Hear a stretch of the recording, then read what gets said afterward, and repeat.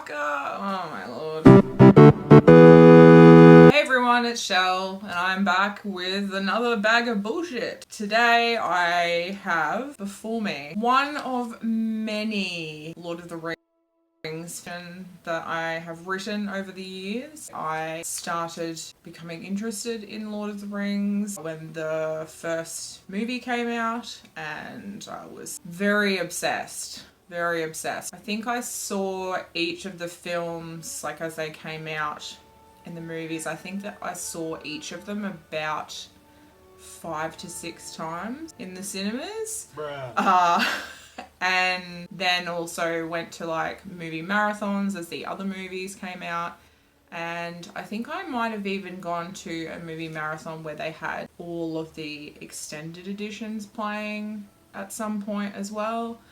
I also have a huge Lord of the Rings collection. Hopefully future Shelley isn't too lazy to maybe record some of like what that looks like. I have a big cabinet that has a lot of different Lord of the Rings memorabilia from when the movies came out, but I also do have things like I have the Hobbit comic, which I think was released in the 70s or the 80s if I remember correctly. So yeah, so I've got a lot of stuff from it. I love it. It's sort of one of those things where it's ageless in a way, because even though so much time has gone by, even since the movies, and obviously, like, you know, they're based off books that were written in the 50s or published in the 50s. I'm pretty sure it was published in the 50s. For it to be so prominent and for it to, I guess, mean so much to people over such a long period of time, it's just incredible to me. So I have a big soft spot for it even now. It's one of those things that's quite important to me. So yeah, I did write a lot of stories about it. I was very much a Legolas girl, you know, Orlando Bloom, Legolas girl. So I was very into Orlando Bloom and yeah, very into the character of Legolas. And so pretty much all of these stories are with him being the romantic interest to this female-y sort of character, or female or elf or whatever character that I've made up as a depiction of me, pretty much. These are pretty much all just like reader inserts in a way, but it's, you know, the original character is me. So I'm guessing that it's going to be pretty poorly written. Not 100% certain when this one would have been written. I would imagine that I was around 14 to 15. Anyway, so here we go. It's terrible writing, terrible. But it is called The Binding of the Ring. I don't know what that means at all. So we're starting off strong here. Already we have this beautiful I love Orlando Bloom, so that's apparently how I wanted to start off the story. This is like nothing that I have seen or heard before. Therefore my fear is easily sensed. Gandalf stood from his pine stool, gathering more firewood from the hearth, placing it into the fire. Isn't the hearth the fire? Isn't that what the hearth is? It's the fire? I'm getting more firewood from the fire and placing it into the fire, apparently. And kneeling down beside the sparkling flames. And it is prophecy as of yet, but can be changed. He raised his bushy, frazzled eyebrows. Sure that Frodo, the Chosen One, would be the eternal flame and the savior to their everlasting existence in freedom. What? Where did this eternal flame shit come from? Did I just make that up? That's like so much pressure. Like, poor Frodo. Am I sensing that you believe that I am capable of changing the future and destroying the ring? Gandalf smiled, greatly visualizing Lord Almighty. Please tell me that's not how I spell visualizing. Visualizing the aging bags that had begun to form under his eyes. I have faith in you, Frodo. I see great things for you and the remainder of our anxious and withered world. Frodo nodded, knowing but doubting the fear and battle that he and his fellowship must endure. Also, the whole, like, anxious and withered world is very relatable and has been for quite some time now, I think. You must leave now while the night is still deep. Past the river of Deverah. Be wary of the water angel. Her presence will be sensed easily. How? I do not sense things that are beyond my knowing. If not me, then who, Gandalf? Who? Very dramatic, Lord. He answered in one word. Legolas. Of course, of course. As if he sensed their discussion, Legolas entered the room, his blonde hair flowing long down his back, eyes full of truthful help and fear. What does that even mean? We must leave. The riders are coming. I can feel it. His face continued to stay stern for the remainder of the time he stood explaining the troubles aloft. We are in grave danger, possibly death. Okay, just... Possibly death may be upon us. That is, if we do not leave now. Frodo was up and ready before you could say bearer of the ring. Bruh. Why did I refer to it that way? Legolas and Frodo met up with Sam, Merry and Pippin, who stood breathing in the crisp night air that neither warmed nor comforted them in any way. Now we ride. Legolas helped Frodo up and onto one of his prized horses, then hoisted himself up onto his own, and proclaiming the start of their journey with a tug of his reins. We are protected by Gandalf and the Elven Kings, but as soon as we pass the River Deverah, we are on our own. Frodo glanced up into the starlit sky, exhaling white vapour. And what about the Water Angel? He asked as Legolas rode in full stride. We defeat her. No man knows of a presence so wise. She is a god, and there is no recollection of her powers and which side she chooses to use them for. What? Legolas is just like, we're gonna fucking Nuke this bitch. like, I don't know what she is or what she's about. Water Angel sounds really nice, but we're gonna fuck her up. Yeah, Legolas seems like that kind of person. With that, not one of them spoke again until the daylight resurfaced. Sun streaked the trees that cast golden shadows over the waters of the River of Deverah. When they reached the water's edge, all 5 of them made no attempt at crossing the river. Wow. Glad you clarified that. A screech stung the air, followed by the trotting of nearby horses. The ringwraiths are near. I can feel their presence. What? Also, you can hear them screeching.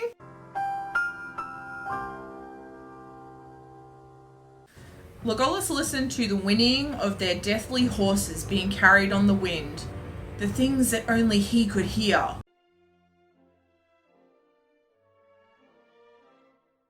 We must cross. Legolas began toward the trickling water that seemed peaceful and calm. It is too dangerous, is it not? Sam asked, quite worried for his safety.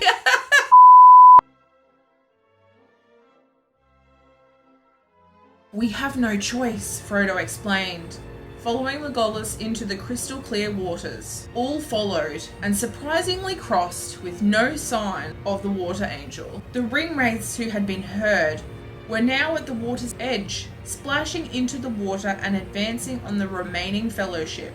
The rumble of nearby water was heard, followed by a gush of it winding its way through the rocky bed. Oh no, I made up my own language. Oh no, this is gonna be... Palmoresso, Alboro. Legolas was the only one, along with Frodo, who heard the chilling whispers. The crashing waves fell dangerously near the ringwraiths, who could not escape the treacherous waters that rose above their heads, engulfing the 5 in immaculate waves that swept them away and far down the river. Oh, here we go again. Unva Melena Cosposa. The whispers continued. Legolas removed himself from his horse and helped the others off theirs, then began to near the water's edge. I'm very confused. So did they get across the river and now Legolas is helping them off? Isn't that a bad idea? Like, they still don't know if this water angel is like... Legolas was pretty convinced that he was going to have to just, like, kill her. And now he's just like, hey, everyone, let's get off our horses, the things that could help us to get away from this situation very quickly, and just stand near the water while these creepy whispers happen. Legolas, what are you doing, bro? Frodo, you are the one. The whispers called to him, and he glanced up at Legolas, who was looking intently into the sparkling waters. He too looked far into the shallow depths of the water, seeing nothing but gravel and rock. What is it, Legolas? Frodo asked, studying his eyes. Maybe it's the whispering in his head that you're also hearing, Frodo? Do you think that could be what's going on? It is the water angel. She has come, and she has delayed the ring race so that we could get by. Just as the words had tumbled out of his mouth, the waters began to churn and whisper in a undecipherable language, and then she emerged. Legolas was... Oh, God. Legolas was beauty-stricken as the water angel made her way up onto the bank where the five of them stood. She was dressed in a beautiful white frilled top that revealed her midriff. She was also dressed in a flowing white skirt that ended in frills just below her knees.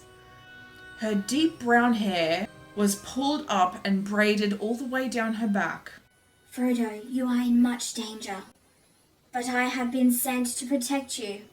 I am Minerva, the water angel, and will stand by you till death if need be. Minerva... What? Minerva kissed Frodo on the forehead. What? You don't even know this chick and she's just kissing you. What is that? She turned to Legolas, not expecting such handsome attire, but hiding her surprise well. Hello, Legolas. Through your journeys you have served Frodo well. For that I respect you.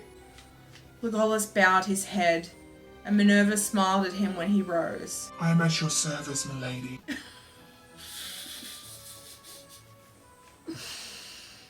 Oh boy. She began to make her way up the path that led to the peak of the mountain. I value your honesty, Legolas. What? I don't. What in the fuck?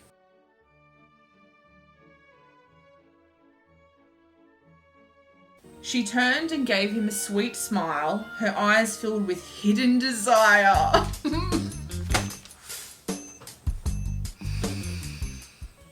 Oh no. Then continued to walk up the mountain, singing a song in ancient Latin. As you do. When they reached the top, all of them were out of breath, except for Minerva, who continued to sing, looking over the grandness of the land before her. Frodo. She gestured for him to join her, as she was sensing his uneasiness and wanted to comfort him. Maybe because she just kissed Frodo on the head and then started skipping up a mountain, singing in ancient Latin. Look out over the horizon. What do you see? He looked way out, seeing an aurora of rainbow light. An aurora. Minerva nodded, then turned away from the mountain edge. It is the bright light of the west. It will lead the way. Legolas stood staring into the east. His eyes seemed lost and tired. She came to stand beside him, her presence barely registering on his face. It's beautiful. Legolas continued to stare out over the land, and Minerva answered, It is my home, but yet it still amazes me. Legolas turned to look at her, realizing for the first time that her ears were nothing other than elf ears. That's ridiculous! How did he not notice that? He literally has elf eyes and he doesn't notice that she has fucking elf ears until then. They like just went up a whole ass mountain.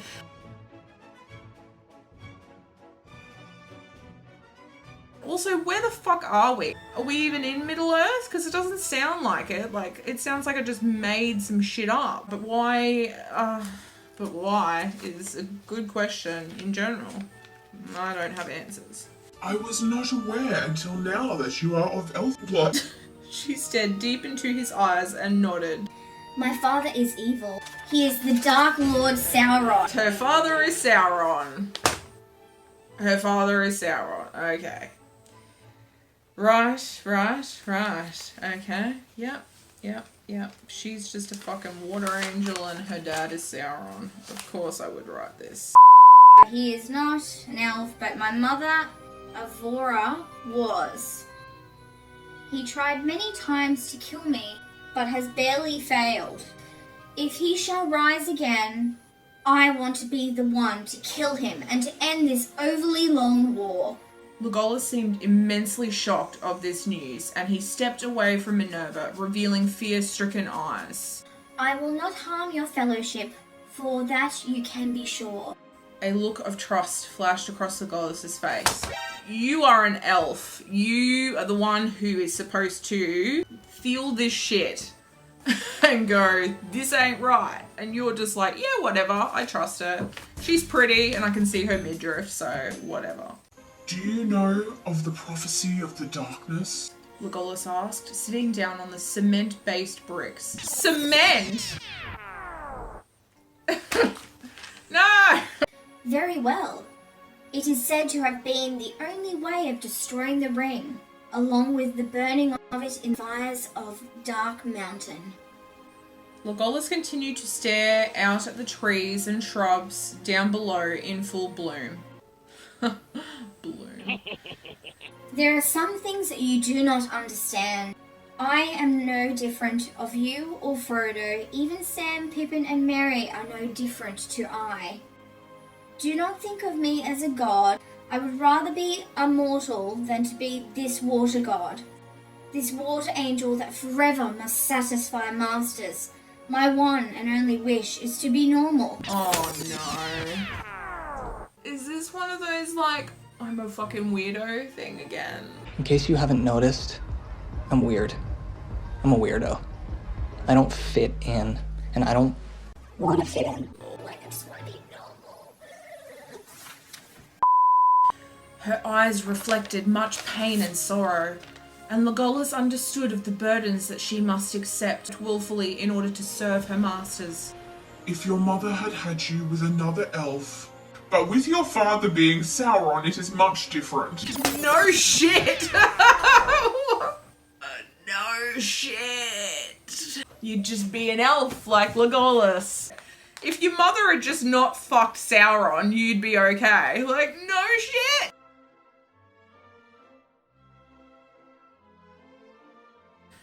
Dusk had swept over the land like the tides, and in another hour it would be dark. Frodo, Merry, Pippin and Sam sat nearby, watching the flames of the fire they had started just minutes before. Both Minerva and Legolas chuckled when they heard Pippin say, "Don't tell me you haven't heard of second dinner either." Yes!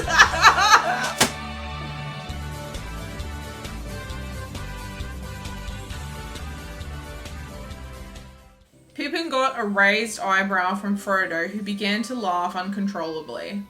To Minerva, it was a relief to see him finally relaxed after the day's events, and even though he looked tired, his eyes were filled with life and much youth. She walked from where she had been standing next to Legolas and sat with her legs to one side beside Frodo. I have not heard of second dinner. Perhaps you can explain. Minerva smiled when she saw the puzzled look on Pippin's face. Well, you have dinner, and then you have dinner again, and it's called second dinner. Oh. Minerva said, still not quite understanding. How can you not understand that? It's pretty straightforward. You eat dinner and then you eat another dinner. A screech pierced the night and Minerva looked up. The Wraith Riders, Sam whispered. his eyes reflecting fear and dismay. Stay low and put out the fire.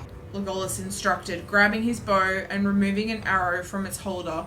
Merry grabbed the tin of water that had been boiling over the fire and threw it on the flames, disintegrating any light that had been shining from it.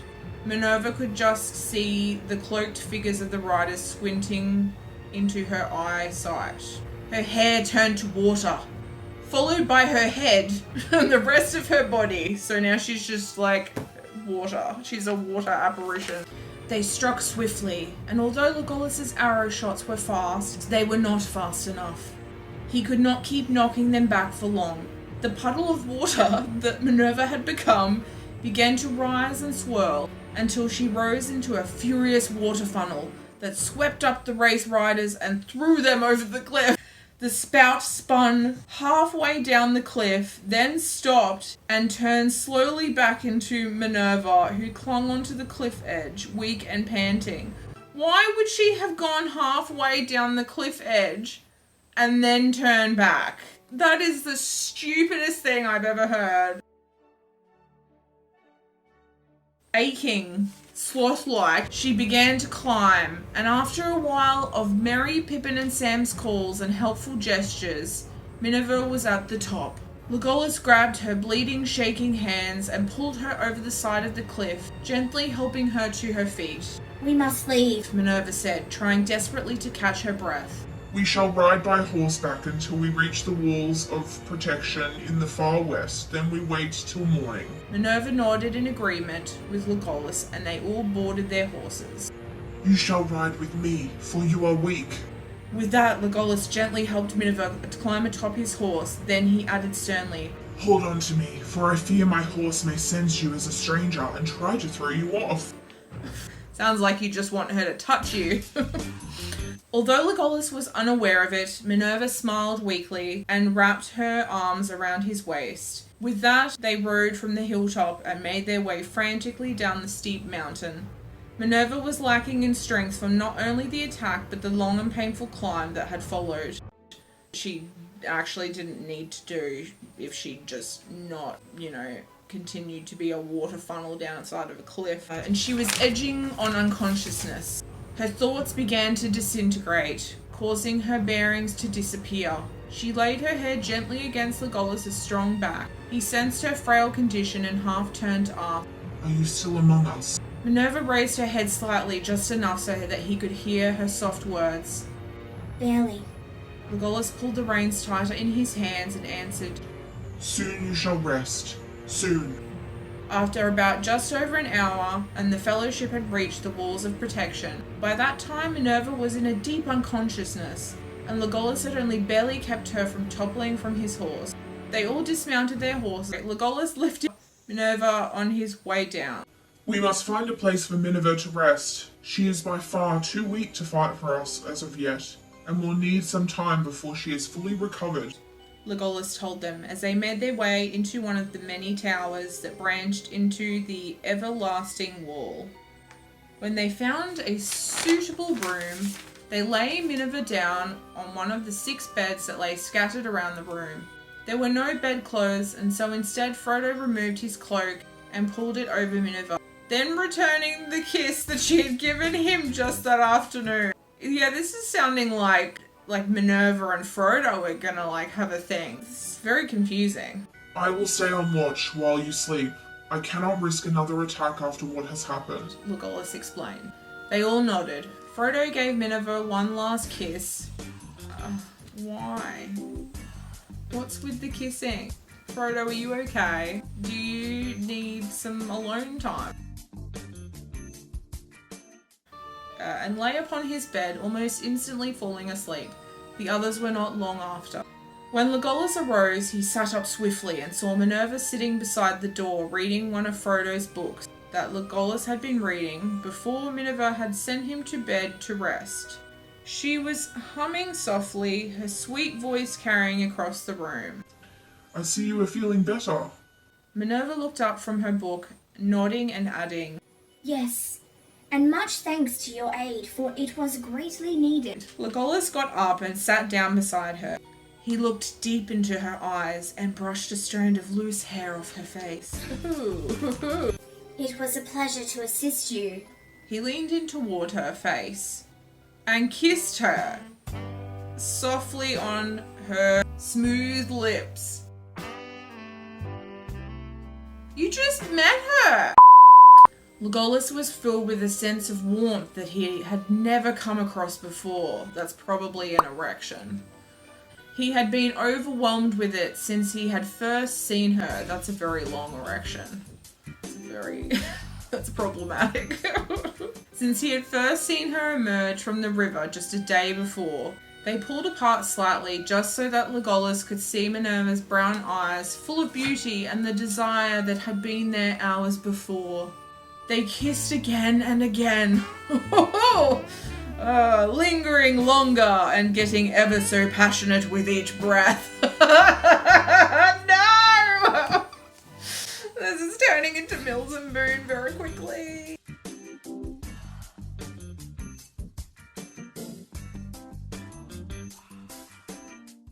When they finally pulled apart, Minerva ran her hand down Legolas's face, then rested her head against his, grabbing his hand and kissing it softly. I feel love coursing through every vein in my body. You just met her! How could you be in love with her? What the fuck? So it turns out that that video took ages to edit and it's actually really long. And so what I have had to do is break it up into parts. So I think it's pretty funny and worth continuing to do, but it is taking a really long time to edit. I think it's currently about 30 minutes long and I still have like an hour of footage to go through. So it's a lot.